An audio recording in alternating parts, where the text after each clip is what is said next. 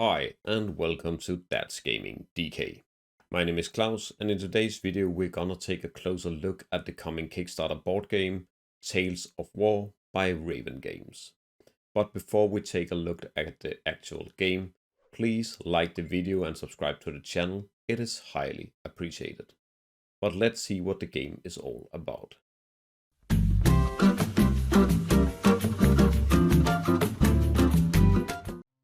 Before we begin, we just have a quick disclaimer. We have not received a copy of the game or payment to promote this game. We took a look, read the rules and tried it out, and we find it interesting, which is why we decided to make a video about it. But let's take a look at the actual game. So what we have at the screen here is the rules, which can be downloaded as part of the package for Tabletopia. I will leave a link in the description below, where you can try out the game for free.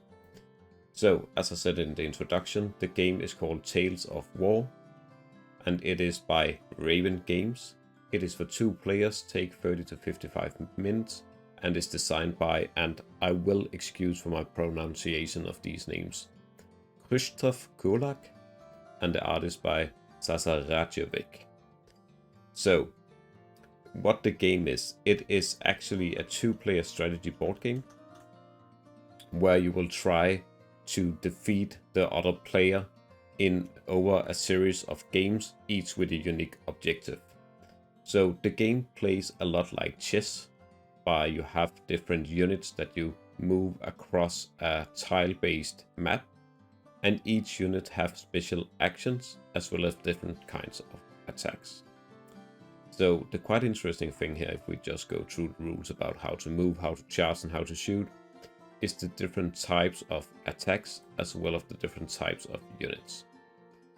So if we go over the units, you can see here that each unit type have a unique rule, like the swordman's shields, which prevents them from being attacked by ranged attack from the front, or the spearmen that prevent charges from cavalry.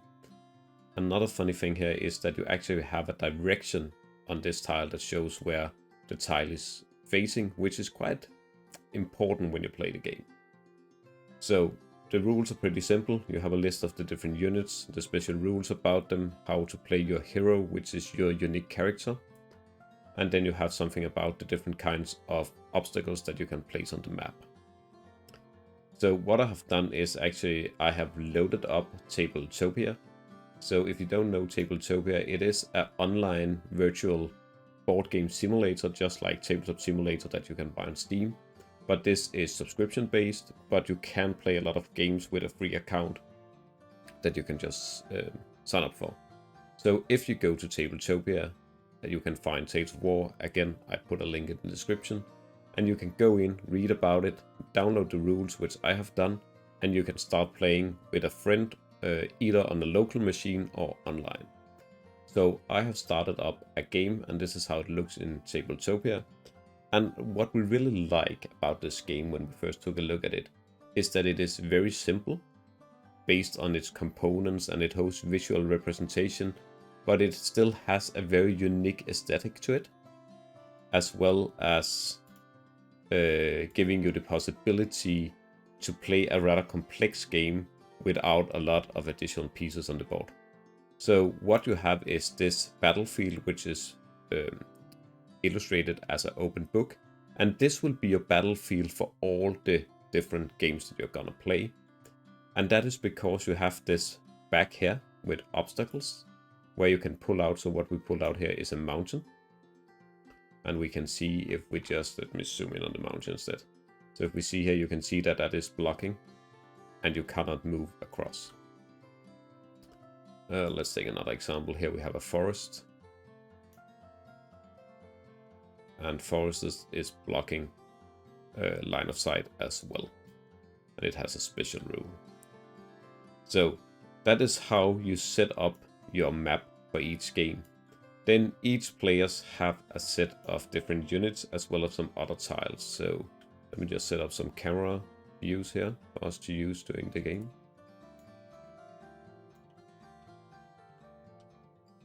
So I can switch between the different sides. So each player has a set of core units. Those are the ones with this filled out arrow. Then they have the choice of different elite units, which are these with this small bump in the middle, and a choice between 3 different heroes: the paladin, the mage, and the ranger. Other than that, they have an objective marker for specific set of objectives, and they have 4 eyes and 4 fire tiles. So when you start to play the game and you need to set up, it's actually pretty basic. So what happens is actually, let me just put these back in here, and we can go over to the rules. So if we look at the rules, we can see here that first you decide who should be the attacker, which will alternate between the different battles. Then you draw objective cards telling you how to play the game you're about to start. And then you start creating the battlefield. So let's start by setting one person to be the attacker. So I will decide that blue is the attacker. So I will pull out the marker. And then we will flip the first card here. So let me just shuffle all the cards. We will pull one card, flip it over. So we can see here that it is Weapons of War. And it says here that the victory condition is after both players have deployed all their other units, the attacker deploys a supply wagon. The wagon must reach the defender's deployment zone for the attacker to win.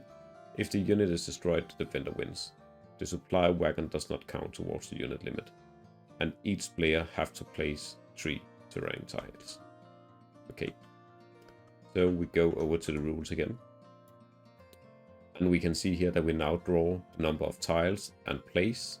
And the attacker places the first terrain tile, and after that they alternate to place 2 each. So based on that, we'll go back to our setup. Oh, that is here. And the attacker will place 1. So the deployment zones are the first 2 rows on each side. So let's place a swamp here. Go to the other player, who would place 2 objectives this time. So we have a monastery and a farm. We'll go back to the attacker. Place a set of mountains. And another monastery. And for the last tile, we will place another farm. Let's place it here. Okay. Then we pick our units, and when you start, you will secretly choose 7 core units and a hero that you want to take to a battle. And you can use up to 3 special units if you have the reward cards. So let's say this is your first battle. You have no, so we only play with 7 core units and 1 hero. So each player puts on in this box, they take their core units. In Tabletopia you can place them down here. And when each player have done that, they will place them in the deployment zone, which, as I said, is the 2 first rows on their side. Let's just place some random units so we can continue to see how it works. Let's take a catapult. That was 5 core units. A pikeman. 6, 7, and a hero. Let's take the mage. And the other side will set up too. Let's just set up very aggressively.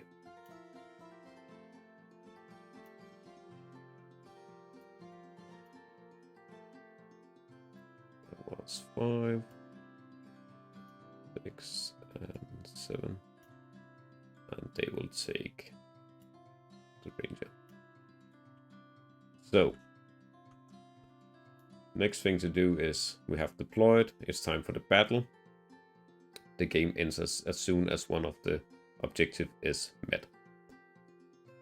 And afterwards you get reward cards. So after each battle you will get reward cards, which will grant you new elite units to use for the battles to come.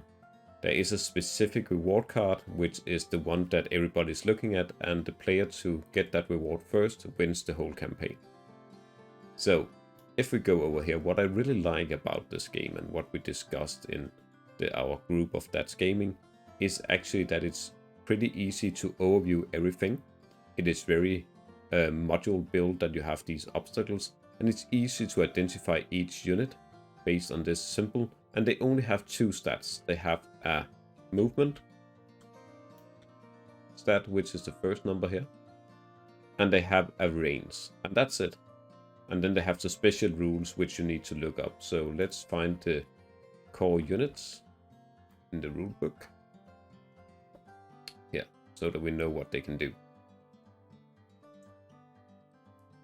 And let's start by cavalry, so they're fast. So if they move in a straight line, they can move 1 addition space. So we go over here, and let's say we start here. So that enables me to move. So normal they can move 2, but because they are fast, we can move up to 3 spaces. Then the next player will start, and he can do the same. And so it alternates back and forth. And the way that the combat works here is, if you move a melee unit, which means all those that have a range of 0, into contact with another unit, that unit is instantly destroyed. This is all skill based. There is no dice rolling, there is no damage deck of cards. It's all skill based. If you hit, it's dead. So now we are in this situation, and we can't really get here because that would require us to move in a straight line. We can move 2. So if we want to get closer, you could do that. But how this works is actually that you can't just move to the side. You need to turn. So every 45-degree turn is 1 movement point. Which means that if I wanted to get over here, it would actually be 2 points just to get here, and I couldn't move anymore. So let's take the catapult. It can move 1. And it is impossible. So we will just turn. We'll go over here. Move our pikemen. And what there is with these swarms here is, if we look at the rules, that if you are heavy, which cavalry and catapults are, they cannot move through swamp tiles. Also, we kind of forgot to set up the wagon, so the attacker should set up a wagon that we need to move across the field. So we moved up here, and now the catapult with its 1 point can move up to this field. Again, if we then were in range, let's say that it was our turn again, the cavalry had not moved, we can count the range 1, 2, 3, 4, 5, and we would be able to hit here. But unfortunately, this blocks line of sight, which means that we can't really do it. Let me just check. There is special rules for what is called parabolic ranged attacks, which is that they can target enemy units in the line of fire as long as they're within the range. They can be performed over other units and obstacles.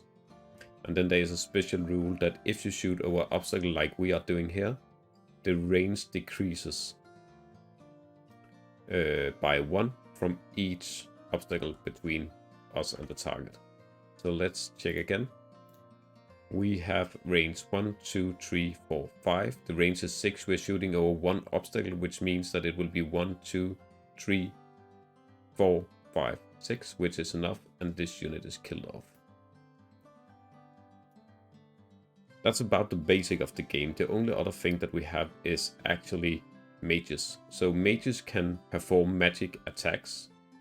So when your hero start, it will only have ice attacks, but you can upgrade it later on to also include fire attacks by getting a specific reward.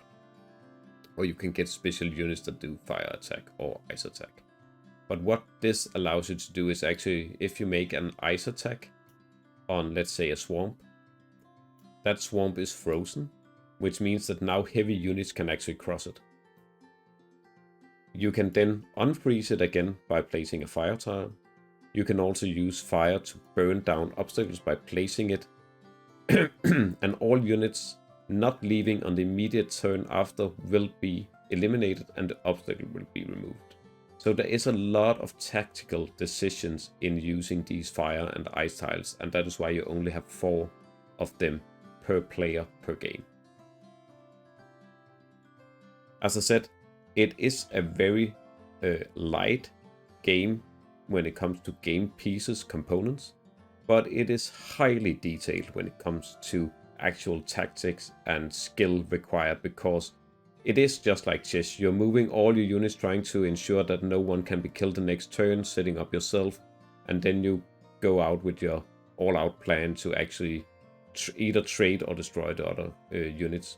And you can do some fantastic stuff. So if you have frozen a swamp and the enemy have moved cavalry out or a catapult out on the swamp, and you then unfreeze it again, all heavy units will sink and die immediately. So you really have to plan around the battlefield, and you really have to know what each unit can do. Also, we have two different kinds of ranged attacks. So our archers have what is called a flat ranged attack, which allows them to just shoot in a straight line. And they will always hit the first enemy in range. Where catapults, as we saw before, and other special units can do parabolic ranged attacks, where they can choose which unit, let's say we had here, as long as they're within range, and they can also shoot over obstacles as long as they have a line of sight. So a lot of decisions to be made. And then when you play several games and you start getting rewards, so here we have the card, let's see if we can get it over here. Deadly Accuracy, which is a hero skill, which ignores shields. Then the ranger ignores enemy shields and magic shields. So this allows the ranger to actually shoot both the paladin, which has a magical shield, but also our normal foot troops, our swordsmen, who have a shield, who can normally not be attacked by flat attacks. So how you play each game is also gonna differ a lot based on the rewards you get from the previous games. And that also gonna give us a lot of replayability. That was a short overview of the game Tales of War by Raven Games. And as you just saw in the video, you can already try it out for free now on Tabletopia. We're gonna put the link in the description below. We are definitely gonna keep an eye out for this game when it hits Kickstarter, and we had really enjoyed it up until now. The different choices between units and all the special rules, along with the reward system that grants you new elite units, gives highly varied battles every single time, and it ensures that you have to think every single move through, just like in chess. It is a highly detailed and very tactical game, and we have had a lot of fun. If you have any questions, you're very welcome to write them in the comment section below, or join our Discord channel where you can also ask questions, or just join the conversation. A link will also be in the description. That was all for the video today. Thanks for watching.